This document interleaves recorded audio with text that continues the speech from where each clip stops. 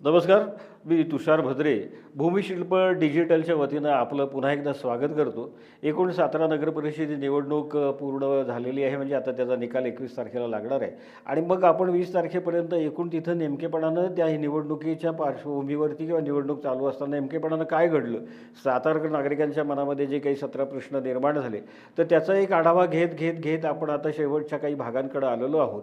त्याच्यामधला आजचा जो 6वा भाग जो आहे, तर त्याच्यामध्ये एक साधारणपणे आपल्या सर्वांना उत्सुकता होती की जसं 5व्या भागामध्ये मी म्हटलेलं होतं की बाबा ह्या सगळ्या जे काही थोडेफार याच्यामध्ये राजकारण झालं किंवा थोडेफार आपण असं म्हणूया की सातारा विकास आघाडीला बॅकफूटवर जावं लागलं, म्हणजे सातारा विकास आघाडीमध्ये असणाऱ्या त्या गटाला, आणि मग त्याला साधारण जबाबदार कोण आहे, तर ती 3 नावं आपल्या समोर आहेत आणि त्या 3 नावांच्या संदर्भामध्ये आपण बोलणार आहोत. आज या एपिसोडमध्ये आपण बोलणार नाही आहे, तर शेवटच्या एपिसोडमध्ये बोलणार आहे आणि हा शेवटून सेकंड लास्ट असा हाचा एपिसोड आहे. त्याचं कारण असं आहे आणि त्याबरोबरीनं नगराध्यक्ष पदाच्या उमेदवाराच्या संदर्भामध्ये काय मागं जे राजकारण झालं, तर त्याच्या संदर्भामध्ये सुद्धा आपण त्याच्यामध्येच बोलणार आहोत आणि मग ह्या विश्लेषणाचा जो आहे ना, तो आपण समारोप करणार आहोत. आत्ता जो आपण 6व्या भागामध्ये आलेलो आहोत त्याच्यामध्ये असं आहे की मी 4थ्या भागामध्ये असं म्हटलेलं होतं की सातारा नगर परिषदेमध्ये भ्रष्टाचार नाही का, आणि मग कशा पद्धतीनं भ्रष्टाचार होतो आहे किंवा तिथं अवैध बांधकामं जी आहेत ती कशी ज्याला आपण म्हणतो की नियमित होत आहेत किंवा अतिक्रमणं मोठ्या प्रमाणामध्ये आहेत त्याच्याकडं दुर्लक्ष होतं आहे. त्याच्याबरोबरीनं एकूण IT पार्कच्या संदर्भामध्ये सुद्धा एक असा आपण विचार व्यक्त केलेला होता की त्याच्यामध्ये एकूणच IT पार्कचे पुन्हा भूलभुलैया तो ठरू नये. आणि जसं आता MIDCमध्ये सामान्य असणाऱ्या एखाद्या छोट्या मोठ्या उद्योजकाला तिथं जागा घेणं हे दुरापास्त झालेलं आहे.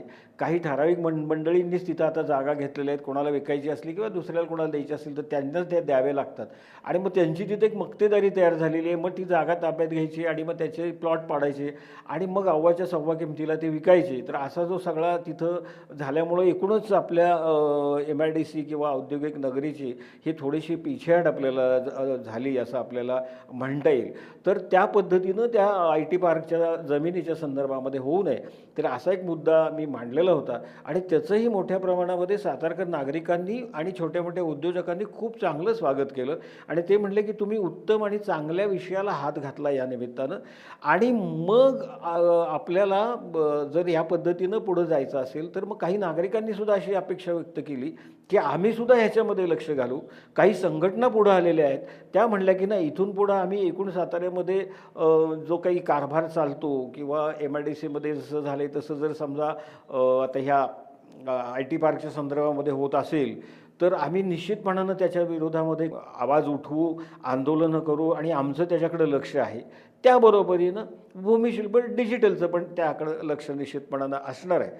आता हा विषय आपल्याशी मांडत असताना त्याबरोबरीनं असा एक विषय समोर आला की काही नागरिकांनी आम्हाला असं विचारलं की तिथं जे काही नगरसेवक म्हणून आज किंवा उद्या नगराध्यक्ष म्हणून जे निवडून जाणार आहेत, तर एकूण जो नगरपालिकेचा कारभार आहे तो कशा पद्धतीनं चालतो, त्यात जो कशा पद्धतीनं चालवला गेला पाहिजे, त्याचे काही अधिनियम आहेत का, त्याचा काही ॲक्ट आहे का, त्याचा काही कायदा आहे का, आणि मग तिथं त्या कायद्याची पायमल्ली होत नाही ना, त्या कायद्यानुसारच किंवा त्या अधिनियमानुसारच किंवा तिथं असणाऱ्या नियमावलीमध्येच तिथं सगळा कामकाज होतं का नाही होतं.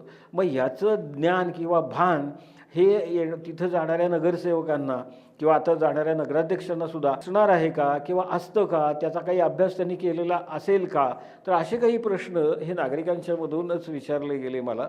तर त्याच्या अनुषंगानं आज आपण थोडंसं बोलणार आहोत.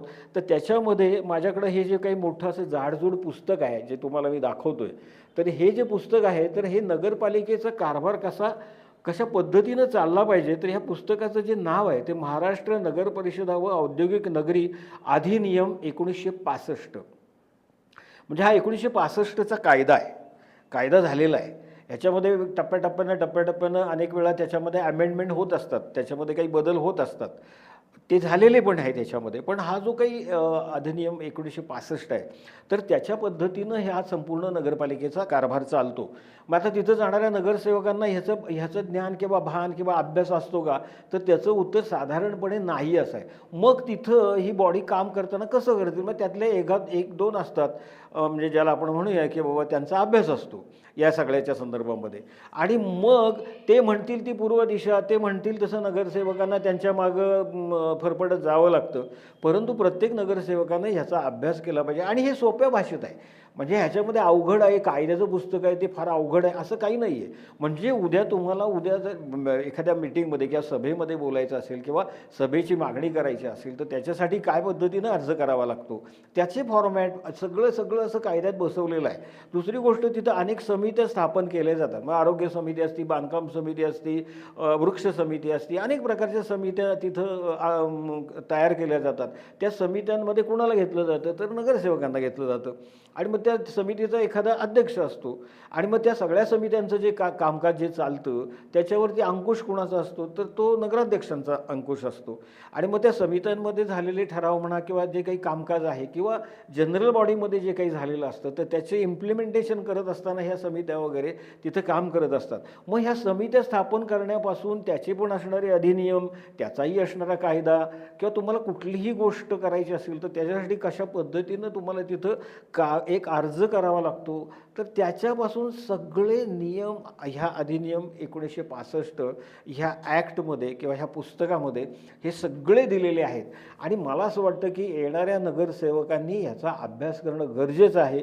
अर्थात भूमिशिल्प डिजिटलचा निश्चितपणानं याच्याविषयी अभ्यास आहे आणि इथून पुढं जी काही नगरपालिकेची कामकाज चालणार आहे, कारभार जो चालणार आहे, म्हणजे उदाहरणार्थ त्या ठिकाणी जे काही ठेके दिले जातात, टेंडर्स दिली जातात तर त्या टेंडर्सच्या संदर्भामध्ये सुद्धा कायद्यामध्ये तरतुदी आहेत. परंतु आपण साधारणपणे तिथं असं पाहिलं तर आपल्याला असं दिसतं की बऱ्याचदा ह्या कायद्याचं उल्लंघन झालेलं असेल किंवा ते टेंडर्स किंवा ते जे ठेके दिले जातात किंवा ठेकेदार जे नेमले जातात तर त्याच्यामध्ये सुद्धा कायद्याची पायमल्ली बऱ्याचदा झालेली असती आणि कायद्याचं पालन झालेलं नसतं.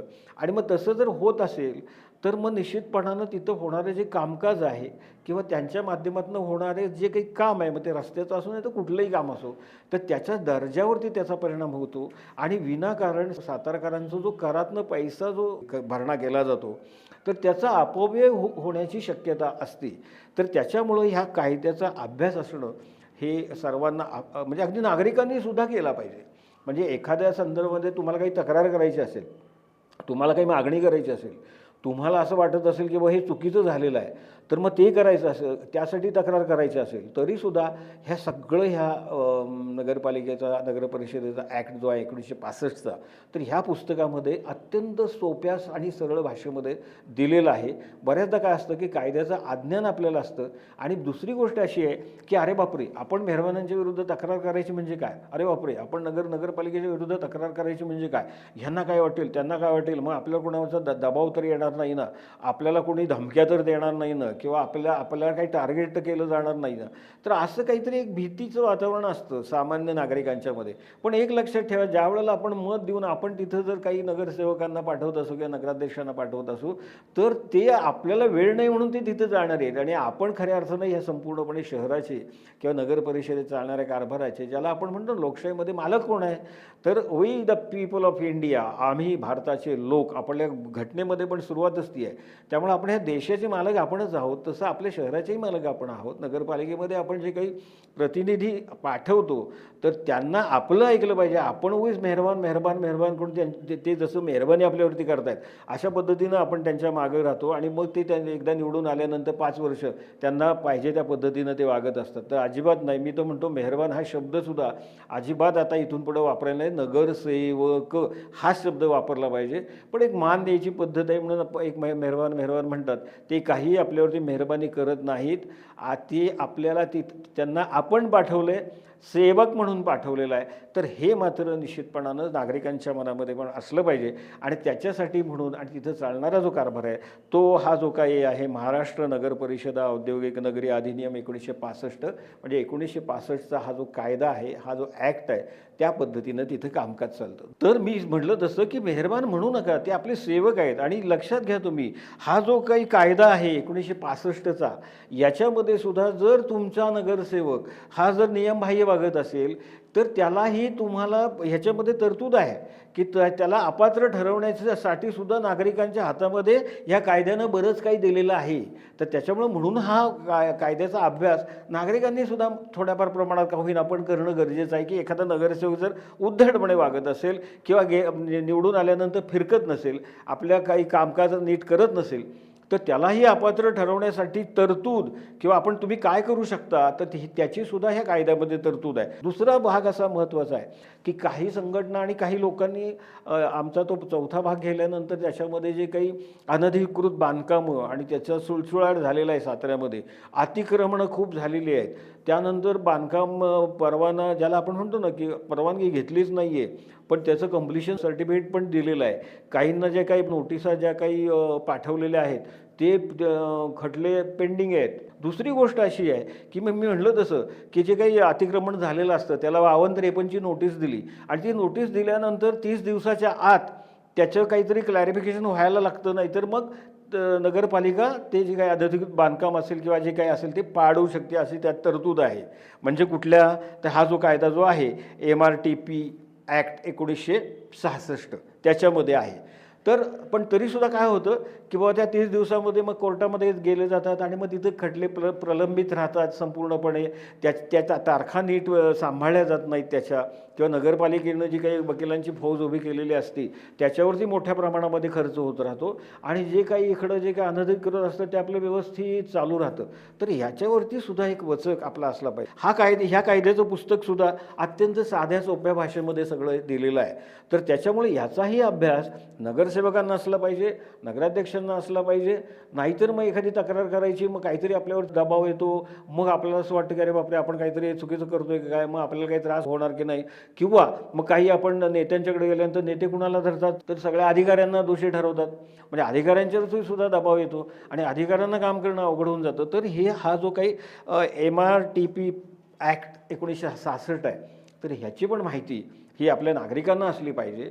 दुसरी गोष्ट अशी आहे की समजा मुख्याधिकारी आहेत किंवा तिथं काही अधिकारी आहेत नगरपालिकेमध्ये आणि त्या अधिकारी किंवा मुख्याधिकारी म्हणा किंवा ते सगळे अधिकारी जर नागरिकांशी नीट वागत नसतील किंवा उद्धटपणे त्यांना जर त्यांचा व्यवहार असेल, त्याच्या संदर्भामध्ये सुद्धा नागरिकांना अधिकार आहे आणि नागरिक त्याच्यासाठी सुद्धा कायदा आहे. आणि तो जो कायदा आहे तो कर्मचारी मार्गदर्शक असा हा जो काही जे मोठं पुस्तक आपल्याला दिसतंय तर याच्यामध्ये महाराष्ट्र नागरी सेवा नियम आणि एम्प्लॉईज गाईड म्हणूया आपण त्यांना, म्हणजे कर्मचाऱ्यांनी सुद्धा, अधिकारी कर्मचाऱ्यांनी सुद्धा काय पद्धतीनं तिथं बसून कामकाज केलं पाहिजे तर त्याच्यासाठी सुद्धा नियमावली आहे, त्याच्यासाठी सुद्धा कायदा आहे. आणि जर एखादा अधिकारी किंवा कर्मचारी हा जर नगरपालिकेच्या माध्यमातून जर नीटपणे काम करत नसेल, नागरिकांच्या प्रश्नांना नीट उत्तर मिळत नसतील किंवा दप्तर दिरंगाई होत असेल तर त्याच्याविरुद्ध सुद्धा आपल्याला कारवाई करता येते. त्याच्यासाठी सुद्धा